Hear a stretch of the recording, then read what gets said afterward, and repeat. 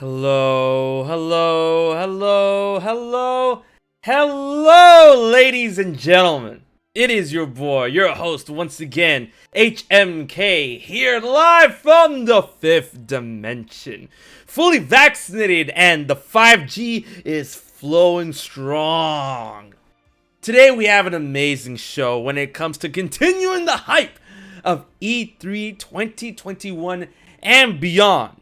Last week we had Ndikuba, a great friend of ours, and now we have another great friend of ours joining once again on the 5th dimension. Ladies and gentlemen, please welcome Mr. RogersBase. How you doing today, good sir? What's going on, everybody? Hello. Yeah, I was like watching your stream, and I'm going, okay, when is he gonna do this introduction? When he's gonna undeaf it? I'm not sure. I don't know when he's gonna come back in. Hello. My 5G is flowing as well. I'm fully vaccinated. I'm happy. I'm excited. That's great. E3 is upon us. It's been a good news week. We got Dragon Quest, Sonic, so I'm feeling good. Oh, we got plenty to talk about, my friend. Lots to talk about. But the first thing I want to talk about, because a couple of viewers actually pointed this out to me, and I Roger, I gotta put you on the spot. So tell me how you're really feeling about that Naruto Shippuden opening 4. Oh no, I don't really like it very much. The thing is, here's the thing. I think the song's pretty good. I just don't think it works as an anime opening as well as some of the other Naruto songs. I feel like that's not to say it's bad either. I feel like Naruto's got a lot of really good openings and endings. And I'm watching it for the first time right now. So if there's like really good ones beyond where I am, I'm just about to start the what I'm assuming is going to be the pain arc. So I just got through the Itachi stuff today, and it was amazing. I'm gonna tell you right now, I'm not invested in the opening 4 at all, so I'm not even gonna sandbag you for it because I'm like, I'm telling you right now, opening 7. Well, apparently people got mad at me because I saw you were like, yeah, the song was written by a YouTuber, I guess, and I had no idea that was the case. I would not have ragged on it as hard as I did if I knew that was the case. But it was just funny to go along with the meme because it's like, I'll never take for granted, yeah, my love for Sakura. You know, it's like, okay, enough. Those aren't the lyrics, but still, I love the I love intro 2 and intro 3 of the original Naruto. I really like the Sha-la-la one, the Sha-la-la da da da da da. I like that one, and I like Bluebird's amazing as well. Yeah, Bluebird's great. And then for the ending, I don't know. I think for the endings, I like Meteor. I love Harmonia, and I like what's like the disco one. I like the disco one too. But again, there's a lot more that I still have to hear, so we'll see. We're not here to talk about Naruto. I know, but I talk about Naruto 3 days a week. I'm out of here. I don't talk about Naruto. Let's talk about Nintendo. All right, we were gonna talk about Nintendo, but last thing, Naruto, Nintendo. Last thing. If you actually come out here and say that you like Bashkoi, then we gotta talk. Anyways, is Bachikoi the disco one? It's not really disco. It's like it's really obnoxious. It's the one with Mike Guy and Lee. It's not the one. It's the one with the I gotta go back and listen to him, man. I wish I knew better. Not Naruto. They're like, yo, not Naruto. Nintendo. People are like, this ain't the anime dimension. This is the 5th dimension. Okay, exactly. So Nintendo. Let's get it on point because of course we're gonna talk about Sonic and Dragon Quest, which had huge things. But I want to open up with Nintendo because we're both huge Nintendo guys. Now, here's the thing. What's the main thing? Because I've opened this up with Ndikuba last week. What's the main thing that you're going to be excited for the most when it comes to E3? It doesn't have to be something that you think is coming, but something that you think would be working well for E3 Nintendo show, and something that you would love above anything else. Tell me. Sure. So we're not getting into predictions yet. This is just like what would get me the most excited, right? Right. And then we're going to spin off into predictions after what you say. So obviously, I mean, you know me, HMK. I think this is why you had me on. It's in my logo. Like, I love Smash Brothers. I'm sure we're going to get a Smash character. We might get 2 Smash characters. I feel very strongly we're getting 1. So, I mean, as always, I'm hyped to see whoever the next entrant to Smash is going to be. That's going to be the thing that has me popping off, screaming, getting hundreds of thousands of views. So I feel like Smash Brothers is still number 1. But beyond Smash Bros, obviously there's tons of upcoming games I'm excited about. Breath of the Wild 2, naturally. But because we haven't seen anything from this franchise in a long time, I think the thing that actually excites me the most is Metroid. Okay. So either like a real teaser of Metroid Prime 4, or like a new 2D Metroid game or something like that, I think would really get me super hyped. All right, sweet. Now that I've got your I've gauged your interest on what you would like to say E3. Let's start those predictions from that case in point. First off, Smash. All right, who do you think is coming to Smash? We've had this argument time and time again, Sure. but for me, And at the fact E3, is, I'm always wrong. So why do you keep asking me? Exactly, because I want to make sure who you say is like okay, Right. this or whoever Rogers say is not coming. But Sure. I honestly believe. I mean, you got your pop-off character last time when Pyra and Mithra being smashed. Oh, Yeah. I know And you're did- bouncing and off the walls. That's true. And to be fair, Sir Mammoth in the chat, you're correct. I did call Sephiroth. I was like the only person who did a video about Sephiroth being in Smash. You are correct. I did that. But my Fighter Pass 2 video was like all over the place. I mean, I was saying Gino and all these other characters. So in terms of, in terms of who I think it'll be, I think it's going to be a big third-party character. Is what I think. I think it's E3. Now's the time to do it. We just had Pyra and Mithra representing the first parties. I think we're going to hop back to a third party. No idea really who I think it's going to be. Right now, I'm kind of leaning towards Sonic characters. I think like Eggman or Tails. Yeah, I do. I feel pretty strongly because looking at the third parties that are currently in Smash, I feel like Sonic is the one that's really underrepresented. There hasn't been a new stage. There's a lot of new characters they could do for a spirit board. I think Eggman and Tails are both really iconic. They could do interesting things with the moveset. And it's the anniversary of the series, so I feel like now might be the best time, if ever, to put them in there. But of course, I think someone like a Sora or a Master Chief would do, the biggest numbers on Twitter if they ended up happening. Look how the person comes around. Sora, you say? I'm not. No. Okay. No. See, you're doing this to me every time. No. Listen.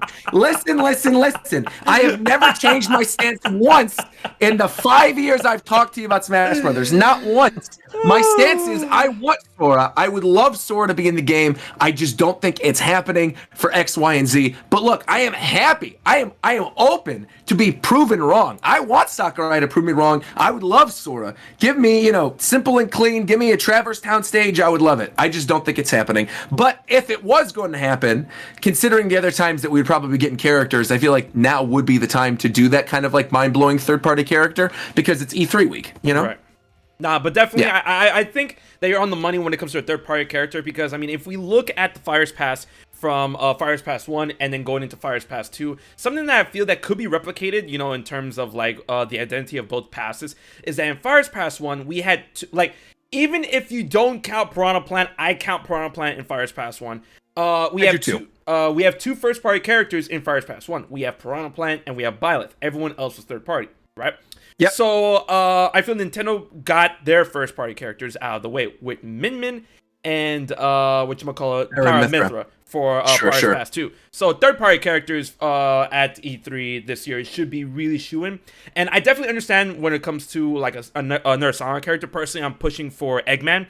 When it comes to Tails, awesome. I'm like, Tails, another hover character, but I feel that Eggman will bring a lot more to the table, especially another villain, right? But aside from Eggman, I feel that the safest bet, something in my gut is telling me like the safest bet for someone we can expect for Smash is actually Crash. And I just feel like, Crash has been eminent. Like something has been telling me like there's been like a chip on my shoulder that I keep looking back. I'm like, okay, is Crash in Smash yet? Like I'm just like, okay, when is he coming? I know he's coming. Like I feel Crash is like very big thing.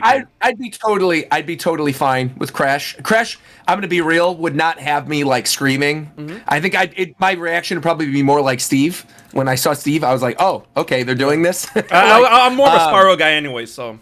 Yeah, me too. I am exactly in the same camp. So, I mean, I would be happier with Spyro, but I know Crash would make a lot of people happy. And again, I think both of us probably feel the same way. I got Pyra and Mithra and Sephiroth in the same pass. Yeah. And an arms character, bro. I am set right now. I'm good. Everything else is a cherry on top. So, but I am excited for the Smash character, even if somebody I don't particularly want in the game, because I just think it's always fun to watch people's reactions and then talk about it and see how they're going to play. So, yeah. Definitely.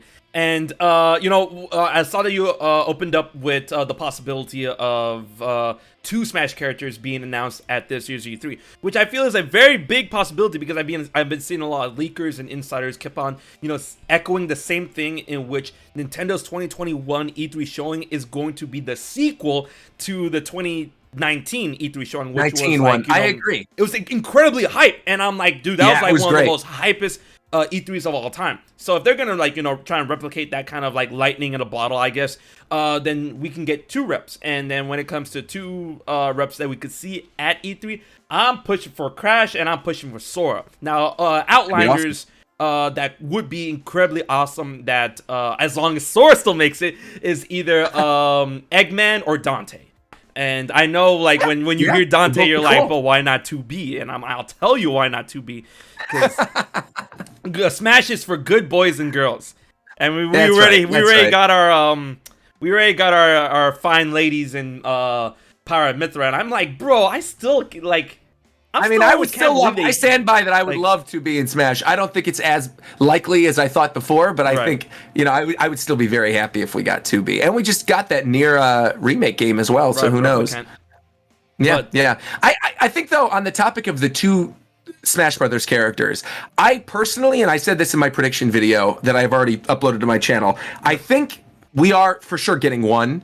I think 2 is like genuinely out there considering all the stuff we know about going into this E3. Because the thing is, I've seen a lot of people talking about this E3 saying, oh, you know, temper your expectations. It's not going to be that good. Like COVID happened. A lot of stuff got delayed. But I firmly disagree with that because exactly like you said, 2019 was such a good showcase for them. We didn't get a major Nintendo Direct in 2020. So a lot of those projects got pushed to this year. Obviously, they were already planning things for this year that are most likely still releasing this year as well, like that rumored Donkey Kong game. And removing all the rumors out of it, we already know Breath of the Wild 2, Metroid Prime 4, Bayonetta 3, Pokemon Diamond and Pearl remake, Pokemon Legends Arceus, all of these things that I'm mentioning, and the Switch Pro. It might not be called the Switch Pro, but we know there's a revision on the way. We know there's going to be a Smash character. We know there's going to be a summer update for Animal Crossing. You give us 1 or 2 of those things, and it's going to be a great E3 showcase. So the idea that people are like, oh, temper your expectations, it's not going to be good. No, bro. If you have ever wanted to jump on the hype train, to come to HMK's 5th Dimension, to join us in the realm of hype, now is the time to do it, my friends. Now is the time. Yo, Roger already knows when it comes to the possibilities at hand when it comes to E3 2021. Man, everything you said.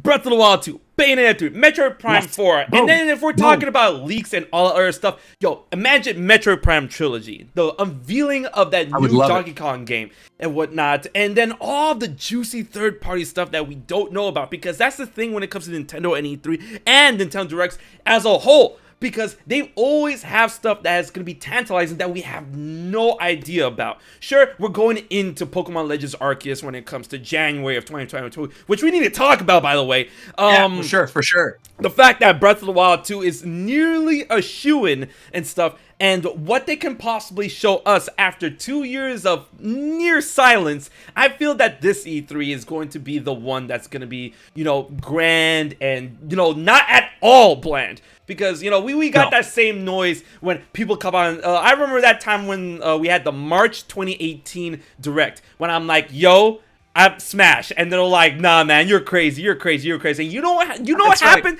Smash Bros. Happened. And you know what we got? We got that year. I've lost my mind. Man.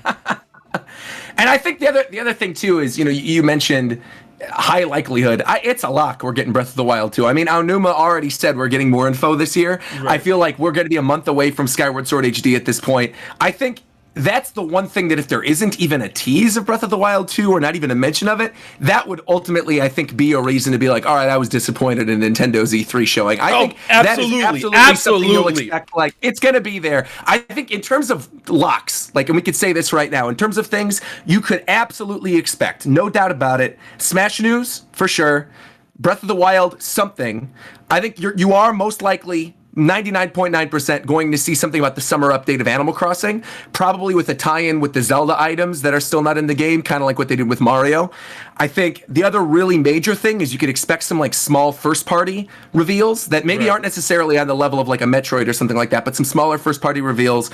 And then finally, the last thing too that I think is almost a lock that very few people are talking about, despite the fact they're very open about it, is Monolith Soft's game. And I think Monolith Soft's game is all dependent on whether or not Breath of the Wild 2 is their holiday game this year or their March game next year. And if Switch Pro is going to release alongside it, because Monolith Soft's game has been in development since the conclusion of Torna, and the composer for the game put photos up on Facebook of their recording sessions for the music. And you're like, if they're already recording the music and the voice, then that means the script is done. That means the game is pretty much way closer to being completed than a lot of people are thinking. And I feel like if they aren't going to have that Breath of the Wild hardcore type game this holiday, and they do delay it to next year, there's your title for the holiday season to appeal to that core demographic. You know, I feel that Nintendo's going to have some sort of gargantuan, like, you know, heavy hitters off the hype of Breath of the Wild 2 when it comes to the release schedule and whatnot. So I still firmly believe that Breath of the Wild 2 is probably going to be, like, listed for this year to coincide with the release of the Nintendo Switch Pro, which we're going to talk about in a little bit. I think so, too. Right? I think so, too. And then I feel that Pokemon Legends Arceus and the possibility of the new Monolith Soft game, I'm just going to call it Xenoblade Chronicles 3, could literally, you know, I would say, definitely Breath of the Wild. I'm only saying for the lack of a better term, Breath of the Wild 2 is not gonna fumble, but you know it's gonna like all right, better term, it's gonna Xenoblade Chronicles 3 and Pokemon Legends Arceus is going to catch that runoff hype of the release of Breath of the Wild 2 that releases this year into 2022 in order to keep that release, that good, you know, green money flowing. I agree with you as well. I think if Breath of the Wild 2 is their big holiday release this year and Switch Pro does come out this year, then I think that changes the game, right? Then I think Xenoblade, like you said, could be like a runoff game in like April, whatever the next Monolith Soft game could be like an April or May type deal, similar to how Definitive Edition was this year. Right. And yeah, I think we're in for a good time. Or it was last year, I guess, is when Definitive Edition came out. Last year. Wow, that's so weird to say. Yeah, it was last year. I know. Yeah. And then, you know, it's another huge thing that a lot of people aren't really talking about, and I feel like, bro, I'm surprised people are sleeping on this. Splatoon 3. Well, it's because, so I am in agreement that I don't think it's as confirmed for E3 as a lot of people think, because I think Splatoon 3, a lot of the time with the things that they reveal in the directs prior to E3, if there's something for the next year, they don't end up showing it again until that fall conference, whenever they do like a fall direct or something like that. Now, again, last year threw a tizzy and everything, so we might not be following the same track record. I think if we do see something about Splatoon 3, maybe it'll be like a story trailer, kind of telling us what happened with Pearl and Marina. I don't necessarily think we're going to get like a bunch of gameplay or a huge focus on it. I think that's going to be more towards the end of the year, beginning of next year, and probably looking at like a spring-summer release next year. Right, because I mean, like, you know, something in my gut tells me, it really does tell me, Roger, that Splatoon 3 was meant for this year. I really do, but you know, I of course, so too. You know, I agree with you. I think it might have been, because from what they showed us, it seemed in a very non-rough playable, you know, degree and whatnot. And I've been seeing a lot of leaks and rumors, and I honestly agree with them with the possibility of Nintendo hosting a Splatoon 3 exhibition tournament type thing to bring in, you know, a bunch of esport teams that played on Splatoon 2 in order to show the differences and what Splatoon 3 is capable of in order to build the hype and continue on with possible Splatoon 3 directs going into a spring release sometime March or even April of 2022. I agree with, like I said, the spring potential summer release. I don't know about the exhibition match thing. I think if this was any other normal year, probably. But I think just due to how things are right now, I don't think they're going to be flying like a bunch of Splatoon teams to Redmond to go play Splatoon 3 and then like record it. I think this is maybe a good time to bring it up. The format of E3 this year. Now, Nintendo obviously hasn't announced like when their presentation is going to take place. Yeah, and it's killing me, bro. Like, what the fuck? Hurry up. Well, we know it's probably going to be that Tuesday. It'll probably be that Tuesday because it always is. And my guess is that they're probably going to do quote unquote like Treehouse Lives, where they do demos of the games and upload them to the YouTube channel. Please, God, demo Breath of the Wild 2. My nuts. I need it now. I think my guess, and I brought this up with Conrad from Commonwealth Realm a couple days ago. I think Breath of the Wild 2 is the closer, which is why I think we're not getting two Smash characters. I think it's going to open with Smash, have all the announcements, close with Breath of the Wild 2, like a really hyped trailer, maybe our first gameplay footage, and then go directly into a Treehouse Live segment like gameplaying Breath of the Wild 2. Dude, that would probably most likely. Yo, Roger, you don't understand. Like, I'm so like hard right now for the idea of Breath of the Wild 2 being at E3, a demo, finally a name, finally some key art, finally some PNG images of Ganondorf, Link, all that just released for me just to salivate over the 35th anniversary, and we're getting merch. Have you seen the Nintendo Tokyo merch so far of the Nintendo 35th anniversary? It's amazing. The Korok stuff, I love it. Man, that big ass Makar pillow is actually pretty nice. I'm talking about that new art, that Twilight Princess art with Ganondorf, Link, and Zelda. And I'm like, bro, you can't do that to me. Oh, just wait, what? I haven't seen that. Oh, you, bro! Send it in the Discord. I haven't seen it yet. Oh, I got you. No, I got you. I got you. No live reaction right now on stream. Like, oh, he's about to do a live reaction, chat. He's about to do a live reaction. Oh my God, Roger! How dare you? Stuff. The Korok stuff is gorgeous. How dare you, Roger? Look at that. Oh, what is this? Oh, wow. Wow, and it's got like the classic. See, I love what they're doing with the font of the Legend of Zelda series now, where it has that like Studio Ghibli Nausicaa style and the Japanese letters with that English Legend of Zelda underneath it. Like, oh my God, inject that in my veins. This is official art. This is official art. This is gonna be on merch in the Nintendo Tokyo store. Want it? I need it, dude. I need it. You want to look at a small little detail that's gonna probably make you smile? Yes, let's hear it. Look beneath Ganondorf, Link, and Zelda. Right under their arts, just look at the little details. Oh, he's got the wolf underneath, and she's got the Loftwing. Yeah. Oh, that's cool. I like that. Man, I'm just like, just give it to me now. So it looks like Nintendo is really starting to, like, you know, I would say turn the gears, get the cogs moving for the Zelda 35th anniversary. Sure. And I just, you know, it's funny because like now this is gonna spill over into Sonic and Dragon Quest. Because this is like, you know, the fifth dimensional tangent. You know, a lot of people have been talking about how, you know, Sonic fans, you know, they are, and I'm using quotation mark, guys, they are eating, but we're going to talk about it in a little bit. Now, people are talking about how Dragon Quest fans are eating because in the Dragon Quest Direct, we had them announce 6 titles. And I'm like, all right, so considering that, with all the stuff that's been going on with really, it's three titles that matter to us. The other ones are coming in. You know what I mean. So of course. So considering that, I've been seeing a lot of leaks and rumors considering about the 35th anniversary of Zelda and whatnot, about, you know, not only Skyward Sword HD, news about Breath of the Wild 2. I keep on hearing like rumors and leaks from all sides about Ocarina of Time 3D, Majora's Mask 3D being in HD form going to the Switch, and in Wind Waker HD and Twilight Princess HD also going to the Switch. And I'm like, bro, trust me, as a Zelda fan, I would love to eat that much, but something in my gut is telling me that we're not going to eat that much, you know, this year or at E3 and whatnot. But after seeing Dragon Quest, I'm like, maybe though? No. Because Dragon Quest, it's a different kind of situation. Because Dragon Quest, there's multiple different teams. Let me explain. No, man, hold us.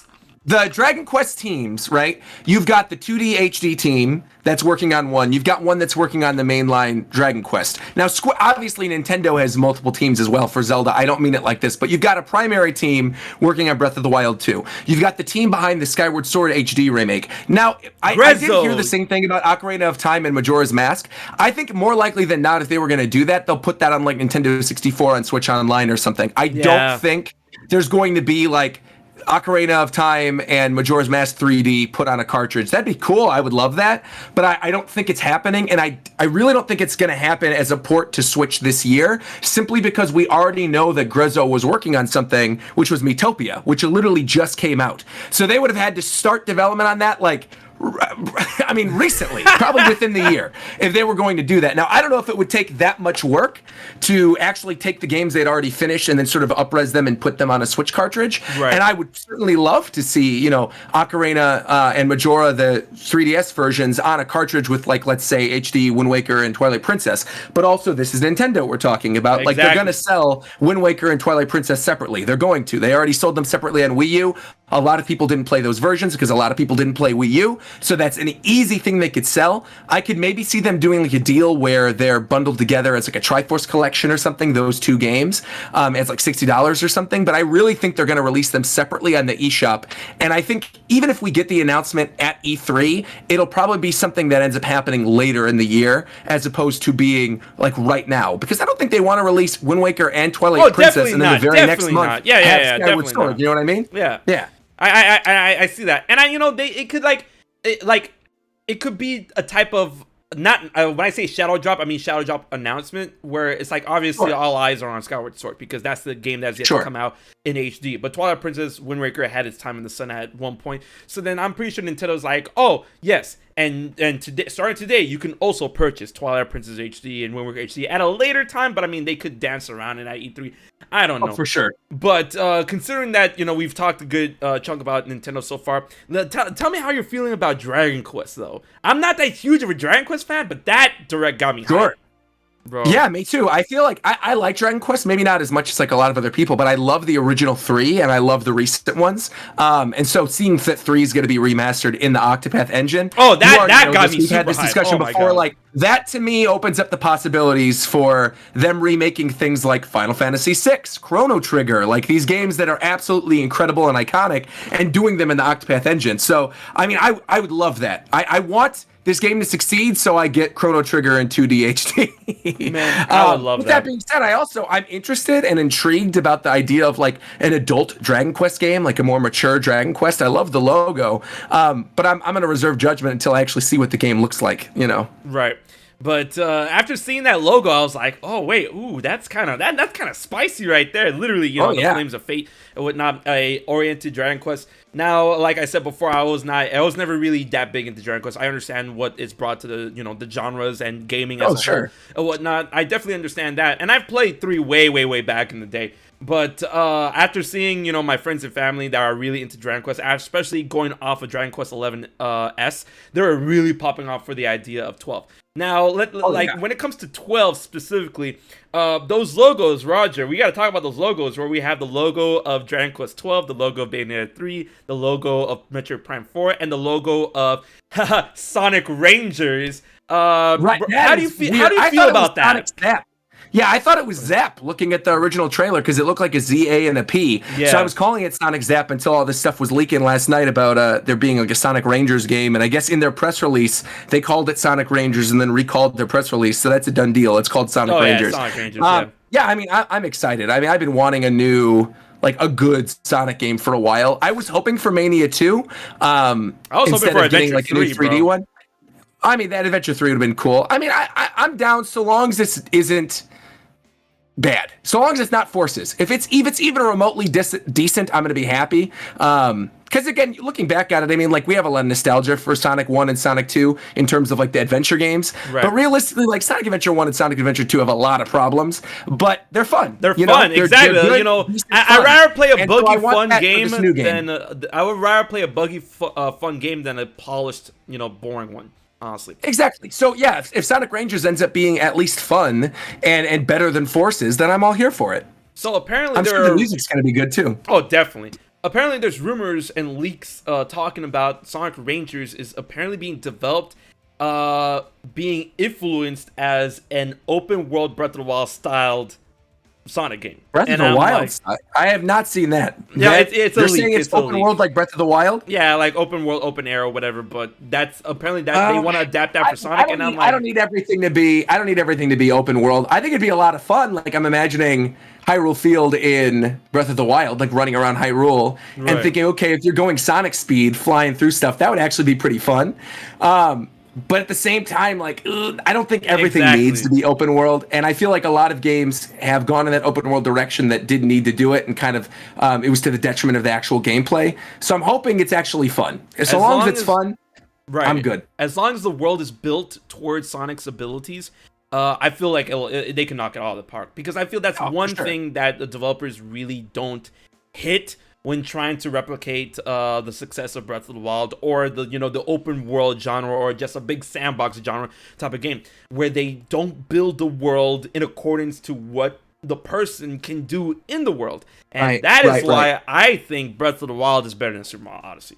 So before we you're not alone on that. I mean, that's like, do people disagree with that? Yes, Roger, yes. Oh my God, I've seen a lot of people on Twitter, they're like, yeah, man, Sonic, they were saying Super Mario Odyssey got robbed at the Game Awards by Breath of the Wild. And I'm like, no. No, Yeah, exactly. Not, No, no. like I mean, look, I love Super Mario Odyssey, but there are better 3D Mario games than that, and I feel like Breath of the Wild, thank you, thank for me you. personally, I can't speak for everybody, but I Oh think my, for me personally, Breath of the Wild is unequivocally my favorite of the 3D Zeldas now.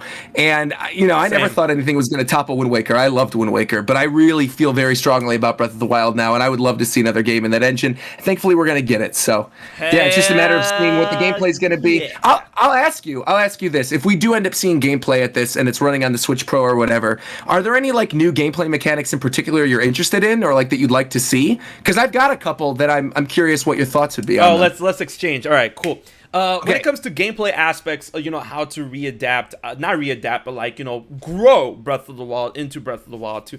I not only do I want to see the world grow in terms of what's in it and what you can do in it, I like to see Link as a character and as a fighter grow from Breath of the Wild to Breath of the Wild 2, because I want to go on the assumption that he's going to have all of his memories back and that he still has the Master Sword on his back. So I want him to be more of a confident fighter, because as much as I love Breath of the Wild, Link's combat abilities when it comes to Sword and Shield were pretty standard, and that's I understand that given the scope of the game and given Link's predicament, of him not understanding his own abilities, where he is and stuff like that. He has recollection of the courage that he always has within him, because courage need not be forgotten, for it is always remembered, blah blah blah blah blah. Now Link is in his prime once again, and I would like to see him fight, to show that. I would like to see him have, readapt the combo system that we've seen in Wind Waker and Twilight Princess. Of course that he's going to have the glowing arm. I've had countless theories about how the glowing arm can literally help imbue his sword and his bow with magical properties. Either it be, original magical properties or magical properties that will replace that of elemental weapons and elemental arrows. Because, of course, the arm that gets absorbed into Link's arm and the arm that was sealing Ganondorf is Link's sword-wielding arm and Link's arrow pulling arm. So, that's the arm that comes into contact with his weapons that will contact other foes. So I would like to see something like that. I would love to see, the magical arm come into play when it comes to granting Link new abilities that will go on, brace yourself, ladies and gentlemen, that will go on to, I feel, will replace the Sheikah Slate. And Roger, I actually made a video about this. I had a dream of seeing Breath of the Wild 2 gameplay, and it seems so real. I've seen aspects of Link using up stamina in order to do a double jump. So you can do a double jump, but it comes at a pretty heavy cost. I've seen Link literally phasing out using the green arm to leave an after image behind him in order to increase his possible flurry rush timing, in order to have increased dodging ability at the cost of stamina, at the cost of magic, and at the cost of what this arm could do and whatnot. And I just feel there's a lot of gameplay aspects that could be unlocked from Link's new arm in place or whatever. And I feel that get this, I'm gonna make a follow-up video on this very, very soon, but you're the first to hear it along with the chat. No, I mean, the chat's been heard, Let's go. And whatnot. I feel something in my gut is telling me that we're gonna get a lot of Ocarina of Time flavor within Breath of the Wild 2, considering that. You mean like in the dungeons and in the design of maybe some of the items and things like that? No, I mean in terms of narrative, in terms of returning elements from what we see in Ocarina of Time. And one of those things is that I feel something in my gut is telling me that arm is one of 6. 6 being of 6.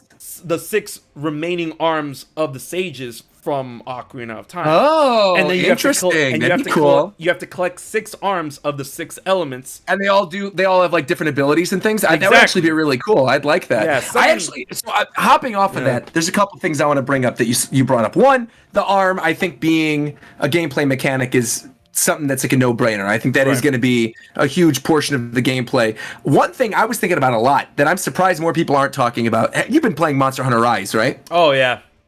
Okay, so the wire bug to me changes a traversal game in a way that like very few of those action kind of games have done. I feel like having some type of, not necessarily the wire bug, but some type of like similar Spider-Man-esque mechanic where Link can actually like throw a line or something and like jump up a cliff without using stamina, I think would be a really cool, new, unique way to sort of traverse this area of Hyrule. Additionally, I think if they come into play, whether it's like different arms or different abilities or whatever, in actual dungeons, you don't necessarily need that many new combat mechanics if we're actually getting full-fledged dungeons this time around. I would love to see, stasis and the bomb and all this stuff implemented in a way where you're in like a real Zelda dungeon. Like I liked the stuff with the beast, the divine beast. They were fun, but they still weren't the same as like your traditional, themed fire temple, water temple, whatever. I would love to see that within the Breath of the Wild sort of style. Right. And the other thing I want to bring up too, that I'm shocked more people aren't bringing up, is Zelda has a new haircut in this. Zelda has short hair. To me, that says she's playable. That says she's going to be involved in combat in some way. And depending on how you read that trailer with him utilizing the arm, maybe Link's getting a new ability, like the sealing abilities that used to seal away Ganon, or maybe Link is sort of down for the count for the time being, and Zelda needs to help him. And we get like Zelda traversing the world, the same Hyrule that we had in Breath of the Wild, but now this time it's Zelda. Like, I think this game is very much going to be what Majora's Mask was to Ocarina of Time, where it's building upon what you already had and just sort of like adding all these different unique things that make it not only feel like its own game, but really feel like a solid continuation of an already beloved title. Right. And I definitely like those concepts that you brought up there. They're very similar in concepts I've seen like in Monster Hunter Rise, in Devil May Cry 4, in which we had, Nero with the Devil Bringer arm, the Devil Buster, which is something that could be replicated with Link's new arm. It literally could, now that you're... Now, wait, I don't know. Did you get to that part yet? Ah, shit. Oh, wait. Do you know what Susanos are? Oh, yeah, I just met Susano. So he's the thing within Itachi that now Sasuke has? Yeah, it's an ability that the Uchihas use to manifest these giant. Yeah, I've seen Susano. All right, so what if Link could do that by manifesting the entire? That'd be wild. With the Breath of the Wild. I mean, that'd be cool. You mean with the beasts? Yeah. Like that you get giant divine beasts in the same way that they summon like giant frogs and stuff in Naruto. That'd be cool. Well, not really. Summon at any time, like what's the name of the camel? The giant camel beast. Vane de Boris or whatever. Yeah. That'd be awesome. You summon this giant camel that rains lightning on the field. That'd be great. Yeah. Well, I was more like attuned where like Link summons like an astral projection, a bigger version, because that arm, that glowing arm, that arm was pretty big and stuff. So I mean, like imagine summoning the rest of it as like a type of like cage that could fight around side Link, like around Link to like expand his prowess or whatever. And with the idea of Zelda being playable, I feel that, it can be done because another game has done it pretty well. Assassin's Creed Syndicate. And I feel that something like that could be adapted easily for Zelda because I know Zelda having a haircut, that's a really, good point considering that she probably will like to fight. She'll probably like to run. She'll probably like to climb, be more active and stuff. Having long hair like that would definitely get in the way. It would not. And then, of course, with narrative that is, within video games, novels, anime, manga, all that stuff, one cutting off the hair symbolizes growth and change. So, I mean, Zelda coming out of her shell, coming back, being more confident in her power, or I should say her one's power, because, as alluded with the true ending of Breath of the Wild, Zelda might not have her sealing ability anymore. And that could really play in a huge role of how she could possibly fight or get around the world.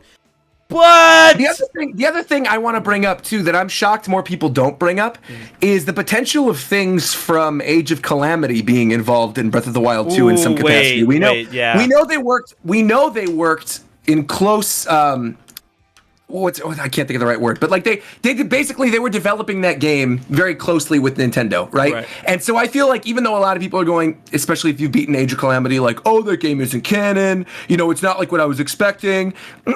It's technically canon. Splits and stuff before. It's technically canon. And there's stuff in there I can easily see them pulling into the, future Breath of the Wild games, like things like Aster. I think maybe they could add some more backstory to him, do more things with, him and have him involved in the underground in some way. Maybe that was the seal that was set up with Ganon under the castle. We don't know. Right. So I think there's a lot of really cool potential there for them tying in things from Age of Calamity and Breath of the Wild 2 as well. But definitely. I feel like we're sort of gonna have to wait and see for Breath of the Wild 2. Depending on whether or not Switch Pro is going to be there and what the release date's going to be. Whereas there are a lot of other games that are going to be at the E3 or talked about at the E3 that we haven't even gotten into yet. So I kind of, if I could, would like to ask you, what are some first-party titles you think we're going to see at this E3 that aren't Zelda or like Metroid? That are original or leaked or first-party titles? Anything. Like, do you believe the Donkey Kong leak? I do, because I mean, Nintendo EPD has to be working on something, right? Sure. Because I'm pretty sure EAD is working on Zelda right now. So, sure. I'm like, what could they be possibly working on? Like, we haven't seen them do anything since Odyssey. And I'm like, they have to be working on something big. And Retro Studios is not going to work on Donkey Kong right now because they're working on Metroid Prime 4. But I would love to see another Donkey Kong when it comes to first party titles and stuff. Look, I know, I understand, and this is just me being, soccer trash, but I know Camelot is about to come out with another Mario Golf, but I'm gonna need next level games to show off Mario Strikers for the Switch. I would be interested to see, because Next Level has now been acquisitioned entirely by Nintendo. I would be interested to see like what they've been up to over the course of the past, however many months since that acquisition. I think Strikers could be really cool. Maybe they're working on like a new IP. I think that could be cool too. I think in terms of Mario, though, I think this is sort of going to be a break year for Mario. Yeah, I think this is very much going to be like a Zelda year. I also agree with you. I think the Donkey Kong rumor is probably true. I am sort of expecting it at this point. I'm excited for it, too, because I like Returns, and actually I like Tropical Freeze as well, but I prefer Jungle Beat. I love Donkey Kong Jungle Beat. I love that game. And that was also developed by Tokyo EPD. That was the Tokyo team that made that. So if they're getting Donkey Kong again, I would love to see what they're going to do with it, especially if they implement like K. Rool into the story, because this obviously K. Rool just had his grand return in Smash Brothers. Now's the time to do it. Bring back the Kremlings, especially also if there's going to be a Switch Pro. Donkey Kong is like one of the prime series to show off like the new graphical capacity of this console, right? Yeah. Like giant lush 4K jungles when you play in docked mode. You have the no bezel on the screen. You get this, these beautiful lush environments. You get the other Kongs involved. I think a Donkey Kong game is almost assured at this point. And yeah, I do also believe the rumors. I think though, going back to the Mario thing you brought up, I'm expecting one Mario game. I'm really only expecting one. And I think it's going to be Super Mario Party 2. That's a safe bet. I feel that. That's a safe bet. Yeah. But I mean, it's so weird considering that they just came out with the online, like literally just now. Well, I think online I think that is them basically testing the waters to see what it's going to be like for Mario Party 2. Because again, the original Mario Party wasn't online. They've never done a fully online Mario Party like that from the get-go. So I think maybe this is them testing the waters and seeing, if people like it. Obviously, people will. But I mean, like if it works well, I think the way they actually worked around it, where a CPU jumps in if the match like gets messed up late in the game, I think that's actually okay. And I'd be down to see like a fully online Super Mario Party. I also fully expect, this is something that nobody's talking about, but I think people should be talking about this. I fully expect a sequel to 1-2 Switch. And I know, here's why. Let me explain why. Let me explain why. I don't want it. But I think that game sold a lot more than a lot of people expect. Yeah, but because it was like one of the 4 games that was on the Switch at the time. I know. I think it could easily fill a niche for a cheap sort of party release thing in the summer, fall months. And I'm telling you, I feel strongly that we're getting a follow-up to that game. I really, truly do. I feel very strongly about it. I don't know if it's 1, 2, 3, 4 Switch or something, but man, we're getting something Switch. Is it me or I've been playing Switch games since the Switch has come out. Like as time went on, they kept just ditching HD Rumble. So I mean, I don't see a 1-2 Switch following up anytime soon. That's the other reason I'm thinking about this too, because if there is a Switch Pro, right, and they do have new capabilities. Oh yeah, like Super HD Rumble. Oh yeah. Well, I mean, it'd be stupid, but I agree with you. It's not something I need, but it is the kind of thing where I feel like, okay, maybe they're going to release a new one to show the capabilities of what this new system can do, and maybe throw in like some online mini games, make it eShop only. But I don't know. I feel strongly about it. I think they'll do something like that. That nobody. I guess you know what? I'm not even going to be that specific about it. I think even if it's not 1-2 Switch, I think my prediction is that there's going to be something that literally nobody asked for that's getting a follow-up on Switch. Arms 2. Well, people are asking for Arms 2. Yeah, you and the 3 other people that played Kid Icarus. No, me, Nintendon, Eddie from Golden Harris. There's a lot of people who like Arms, okay? It's not I'm not us. saying I don't like Arms. It's community. just that, like, the community, like, the community was thriving once upon a time, but then, Nintendo literally didn't jump on the ball. And that game, like, it sold well. It actually sold better than Xenoblade Chronicles 2. Arms, but it's just that Arms could actually do well as a platformer. I think they could do Nintendo like a really did cool. nothing with the base. Nintendo did nothing with the community. I'm like, and that's why I got, they could have it could work really well as like a platform game where you have fighting not be the full thing of the game, where it's not just like Party Crash or whatever, but you actually have like a platformer done sort of in the style of maybe like Ring Fit Adventure with the Arms characters could be really fun. And sort of add like some kind of single player mechanic in it. I see some people in your chat saying legs. Legs would be funny too. Right. I don't think that franchise is dead either, though. I think that, you know what? Let's throw Arms in the mix. Yeah, like a 1-2 switch or an Arms type deal. Yeah. Right. So how about this? Because a lot of people have been talking about it, and then you said earlier about, the whole notion of Mario. Personally, I don't see it happening, but, a lot of people are talking about like, man, it's going to happen. It has to happen. It needs to happen. I'm like, whatever. Mario Kart 9. Yeah, next year, for sure. Next year, definitely. No, but I mean at this year's E3. No, hell no. I would stake bet with you right now. That is absolutely not going to happen. Yeah, Mario Kart 8 Deluxe, it consistently sells. It is still the #1 best-selling game on the Switch. We just got Mario Kart Live Home Circuit last year, which is not a mainline Mario Kart. I understand, but we just got that Mario Kart. Plus, we just got Mario Kart Tour. I feel like if you're going to get anything Mario Kart related at all, it certainly won't be this year. It'll be next year. And I don't even think they'll call it 9. I think they'll differentiate themselves and maybe do something very different from a traditional Mario Kart. Maybe along the lines of like a Diddy Kong Racing, where you had like an adventure aspect. Or something like a Double Dash 2. Considering you already have the 2 Joy-Cons on the Switch, that'd be the perfect time to ring back Double Dash. I don't need you getting me hyped for that. All right, I don't need you getting me hyped. But I'm saying there's a strong likelihood, I feel like, for it. You know what I think is gonna happen at E3? I've seen a lot of people talking about, because the guy brought up like, for the next evolutionary stage, that a lot of people are really sleeping on. I think a new Kirby's gonna be revealed at E3. I completely agree with you. I think Kirby's almost a lock at this point, considering how much we know about the development team. And I could easily see that being like the small first-party announcement they do after the Smash reveal. You know how they always have the Smash reveal and they do headlines where they're like, oh, here's a bunch of other small games that we're working on. I could see them being like, oh, new Kirby game, a little bit of gameplay, comes out February 2022. Don't sandbag Kirby like that. What? No. Well, I don't mean they're gonna like just breeze over it like a headline. But I think it's gonna be the kind of thing where we like, have whoever's going to come out talk about like the opening of E3 after the Smash reveal, and then say, first let's show you some new games coming from our first parties within the next 6 months or so, and then they open up with Kirby or something, and it's a quick trailer, and it's like Kirby 2022. Right. Yeah. I want a Kirby Air Ride follow up, man. Give me that City Trial Online. You and me both, man. I want City Trial Battle Royale for Nintendo Switch Online, please and thank you. Yes, that's what I want. Easily.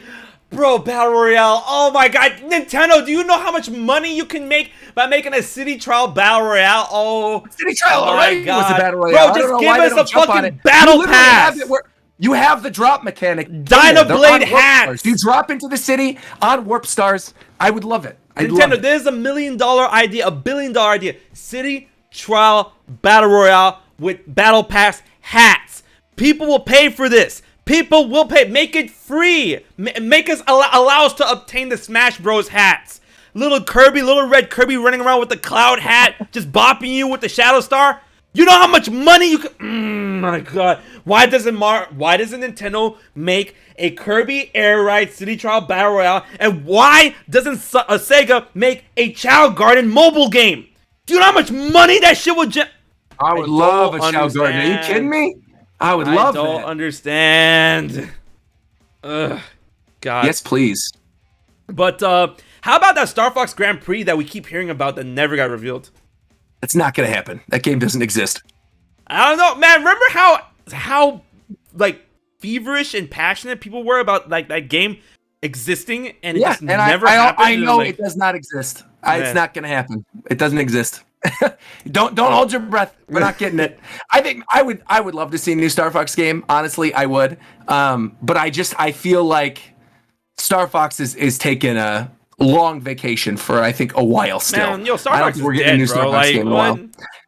I mean, honestly, here's what I want.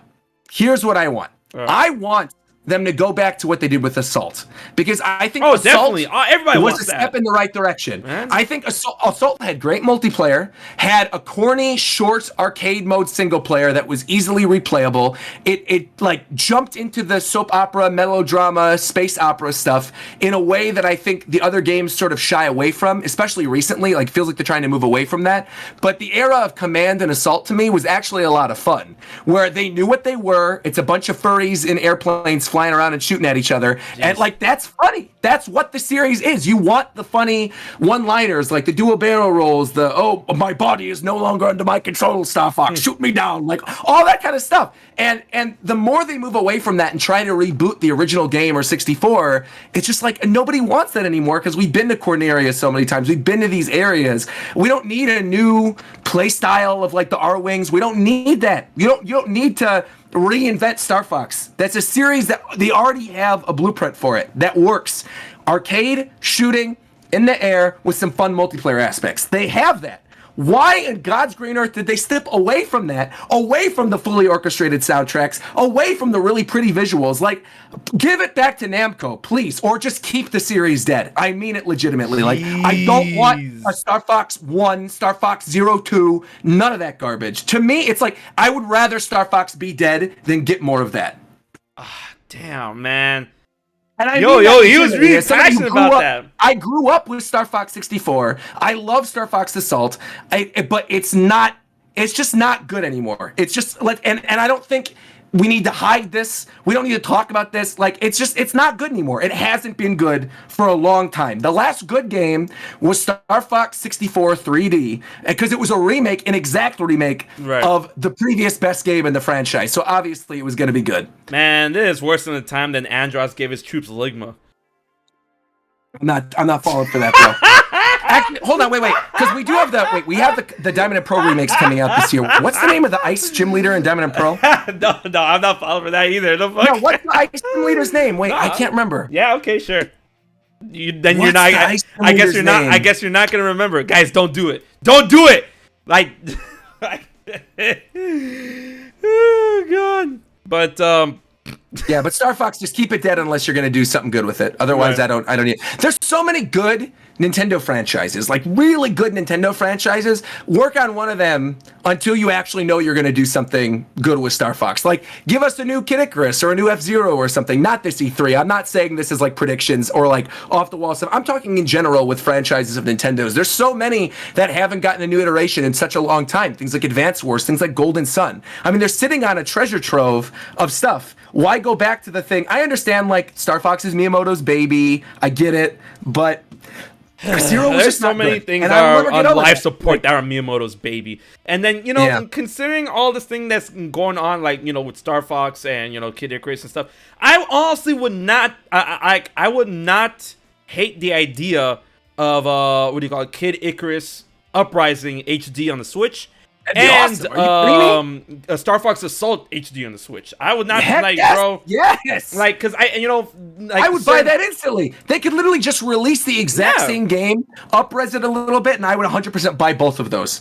Man, because absolutely, I feel those two, along with F-Zero, honestly need to be reintroduced to the current generation of gamers, because there is a lot of people that have a Nintendo Switch that never heard of the franchises where Fox came from, where Captain Falcon came from, or where Pit and the rest of them came from and whatnot. And I would love for Nintendo to give those series once again a chance, because once upon a time those series made the money. It's just that they dropped the ball with certain concepts and stuff. And I'm glad you went in with Star Fox and stuff, because I did grow up with Star Fox as well. Is because how many times do you have to remake 64? And then there's only so many times people are willing to buy 64 over and over and over again. Yo, Roger, did you ever take a look at the sales for Star Fox Zero? No. They are dog shit. They are, of course they are, because it's on a system that was already dead with the Wii U, and it was a game that wasn't very good. Like I don't get it. I don't get why. You don't need new play control. You don't need to do something else. You need to go back and redo Corneria. To me, the most egregious thing was taking away orchestrated music. Like, to me, that is Star Fox. The epic orchestra background, like, you need that. For a space opera, you need that. Man. And let me get Why started. Are we talking about Star Fox? There's other good. See, the thing is, I don't want to be just down on Star Fox this whole time because I do feel like this E3 is going to be really good. And the one thing we didn't really touch on at all, and this is also a space game, is Metroid. I feel like Metroid is going to rock this E3 because I think there's a true possibility for a teaser of Metroid Prime 4, like a teaser trailer, where we get to see a little bit of gameplay, maybe a cutscene, maybe a release window, not a release date, but a release year window, maybe saying 2023. I think in addition to that rumored 2D Metroid game that's potentially already done that comes out this year that Mercury Steam's been working on, and potentially releasing the Metroid Prime trilogy on Switch. There's a lot of really great opportunities for Metroid at this E3, and I think there's a good chance for all of them to be revealed. Oh yeah, no, I definitely understand that, especially since a lot of insiders or leakers are like really coming together and understanding that Metroid might have a good amount of spotlight this year at E3, especially when considering that a lot of people are saying that E3 is going to belong to Zelda this year, and if you had to give it to someone else, it's going to be Metroid. And trust me, I would love to see Metroid Prime 4 because I love the Metroid Prime series, and I feel Nintendo really needs to give trilogy to the Switch. And then of course there's one of the former developers that are saying that it could be an issue and stuff, and I understand that. I mean, I'm not a game developer or whatnot, and people were getting mad at the developer for that. I'm like, why are you getting mad for it? It's just like, honest opinion. I mean, it could happen. I'm not saying it's impossible. Sure. But I will definitely have to see Metroid. But then the thing is, when it comes to what could be announced at Metroid, I've been seeing a lot of, talk about Metroid Prime 4, about, Metroid Prime Trilogy, a remake by Mercury Steam, like you said, for Super Metroid, and possibly, Metroid 4? That, like, I'm like, what are you supposed to mean by Metroid 4? Because Fusion is supposed to be technically 4. So, like, are you meaning Metroid 5? I think they probably mean 5. Like I'm sure they mean 5. Yeah, I'm sure if someone's saying 4, they mean 5. Or a remake of Fusion. I think a lot of people are talking about Super Metroid getting a remake potentially, but I think actually Fusion was alluded to in Samus Returns. I mean, there were those, like, extra little story scenes that they added that talked about like things that set up to Fusion. So I think a Fusion remake in HD, and you put that on the Switch, and that's like their big holiday game for Metroid, would be incredible. But you can't Fusion, to me, I love Super Metroid. I say this with peace and love. Super Metroid is my all-time favorite video game ever. It is my all-time favorite video game, period. I love Super Metroid. However, I think I would actually rather see Fusion get remade, because I think there's a lot more opportunities due to Fusion. Super. Like, I'm not saying you skip it. That game is already readily available for free on Switch Online. You can't get Fusion anywhere. But Metroid 1 got remade into Zero Mission, and then we got, Metroid 2 remade into Samus Returns. So, I mean, like, the next thing in line has to be Super Metroid. No, but I feel like Super doesn't necessarily need a remake, whereas Fusion does, because Super is readily available on other platforms. Yeah. Samus Returns was not readily available on other platforms. The original Metroid, they were going to remake eventually. I don't think the argument is there for Super over Fusion when you already have the story ties to Fusion and Samus Returns. You already know that, that Mercury Steam has redone a previous Metroid game in the past with Samus Returns. They could add these new mechanics. You could add the counter. The counter mechanic alone would be like groundbreaking for Fusion. One where you can actually like counter the X virus that's chasing you and not just like immediately die or get sucked up. Like, they could do some interesting stuff with that. So yeah, don't even. I mean, I would still be happy if they made a Super Metroid. I don't want them to make Metroid Fusion too like Fusion easy. would be like, sick. I don't want to make them too easy though. Because I love I don't Fusion. think it would be. But I do too. I love both of those games. So capping off this stream because we're almost at the mark. Yes. When it comes to one specific game, confirmed or not, leak or not, it doesn't matter. Just one. And I'm not counting Smash because Smash is just like it's DLC. Of course. One game, and it doesn't even have to be Nintendo. One game that you feel would make your E3 2021 this year. What would it be? Monolith Soft's new game. Oh, okay. I know. Yeah, of course. Unquestionably. The To me, Xenoblade I nut. love the Xenoblade. Of course, I love Xenoblade. I think we've been waiting for a really long time on seeing what they're going to do next. I'm excited to listen to the music for it, and I feel like as much as I love Metroid and Zelda, I feel like those are pretty much locks. Whereas we haven't, we know things that are happening with those series. We know Breath of the Wild 2 is coming. We know Prime 4 is coming. We don't know what the next thing is Monolith Soft's working on, and the concept art looks really cool. And I'm stoked for it. I cannot wait for the next Monolith Soft game. I think it's going to be awesome. Now, how would you feel? Now, I'm going to give you a choice of 3. And obviously, I think one is going to be thrown to the wind easily. But a choice of 3 when it comes to Monolith Soft's possible game. Xenoblade Chronicles 3, Xenoblade Chronicles X2, or Xenoblade Chronicles X Definitive Edition. With online. Bro, come on. Not even a question, Xenoblade Chronicles 3. Okay. Not even a question. I like Damn. X. I think X has some of the best open world stuff. I love flying around in the skells, and I love the music of X. Yeah. But I would rather just have a straight up port. You don't need an HD remaster. That game looks beautiful. It was on an HD system. Literally just bring that game over. It's one of the only holdouts from the Wii U generation. Definitive with more they don't have to up the graphics. I mean, that'd be cool. Sure. Definitive add more online. content or whatever. Fine. But online. Yeah, that'd be cool, but I'm not going to take online added to a game I already put 120 hours in over an entirely new experience. Yo, man, when Definitive Edition was coming out, I'm like, bro, I'm going to have to sink another 100+ hours into this game. Well, I did too. And I did. I 100%ed all of Definitive Edition side stuff. I did all the stuff with Melia, 100%. I got through the story. I even started a new game plus for it. I love it. Yeah. It's such a good game. But, guys, we're currently at the hour mark, and these E3 shenanigans when it comes to the 5th dimension and the hype and whatnot, with our sporadic guests and whatnot, will end off at the hour mark. So I'd like to thank Roger for coming on down for such a spicy show, man. I had a really good time, man. Thank you so much. It's always fun. Always a pleasure, HMK. And whenever I'm invited to the 5th dimension, I'm always here to open my eyes and talk about whatever you want to talk about. So it's a lot of fun. Thanks for having me, as per usual. Of course, man. I can't wait to have you back.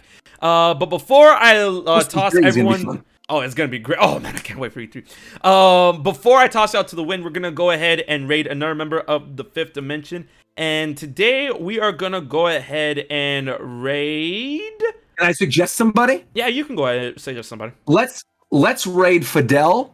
And I want everybody we're gonna raid Fidel's this, man. chat. We're gonna raid Fidel, and everybody type in Pyra Supremacy in his chat. Yeah, we're gonna do that shit. We're gonna raid Fidel and be like, fuck this dude right now. Let's do that. Pyra Supremacy. That's what we need. Pyra Supremacy. Because me and Roger, we outweigh him when it comes to his wrong opinion when it comes to Metroid being better. Of course, always and forever. Man, of course. I can't believe this, man. Hashtag it, put it on a fucking shirt. I'm about to put that shit on a shirt. All right. So, guys, thank you so much for coming down to the show. Dude. Until the next week, don't forget to dive deep, be brave, and enter the 5th dimension. We'll see you guys next week. Bye, everybody.